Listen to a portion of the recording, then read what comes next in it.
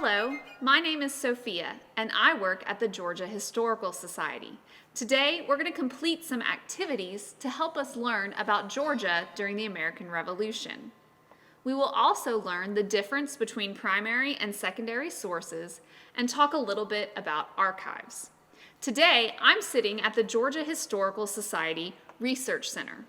Now, at the Georgia Historical Society, our mission is to collect, examine, and teach Georgia history. And here at the Research Center, we have thousands of items from Georgia's past and thousands of books to help people learn about Georgia and American history. In front of me, I have some items from our collection.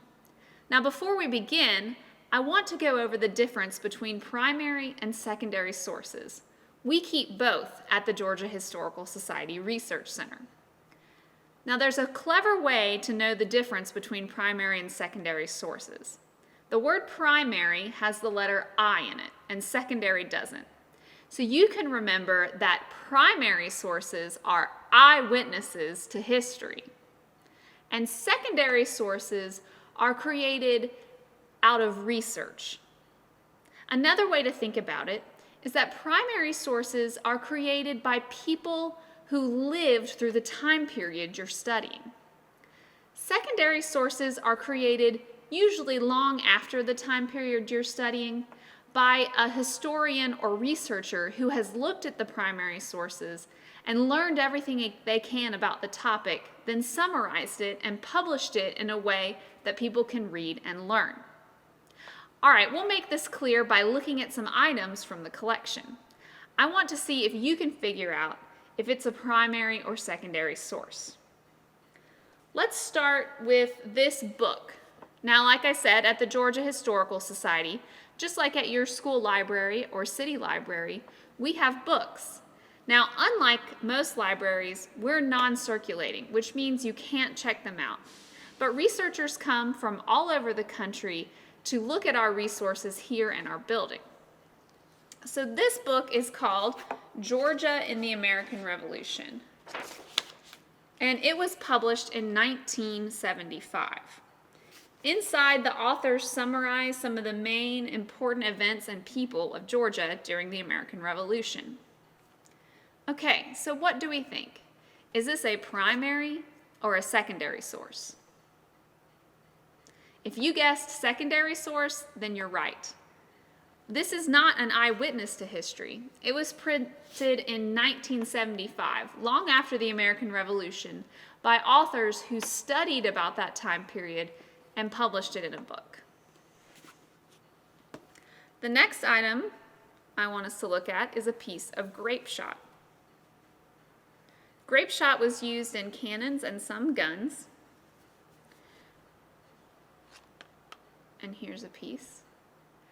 Now, they didn't just use one piece of grapeshot, but multiple pieces at a time that would scatter out on the field. They were also used in naval battles.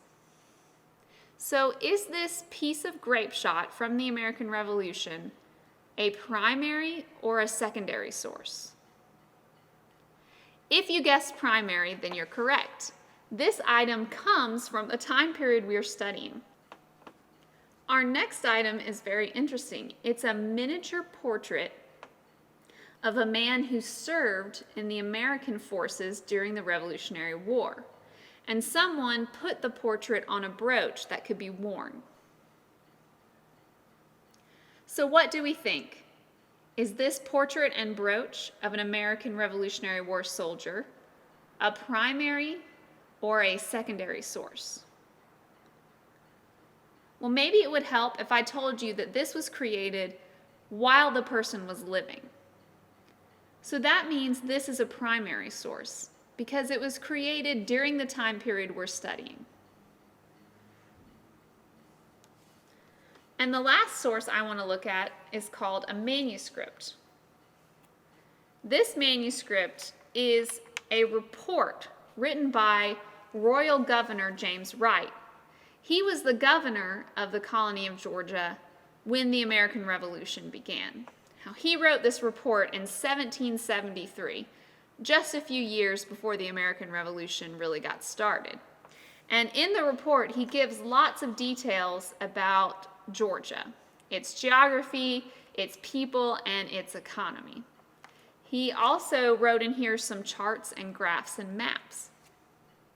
So what do we think? Is this report, written in 1773, a primary or a secondary source?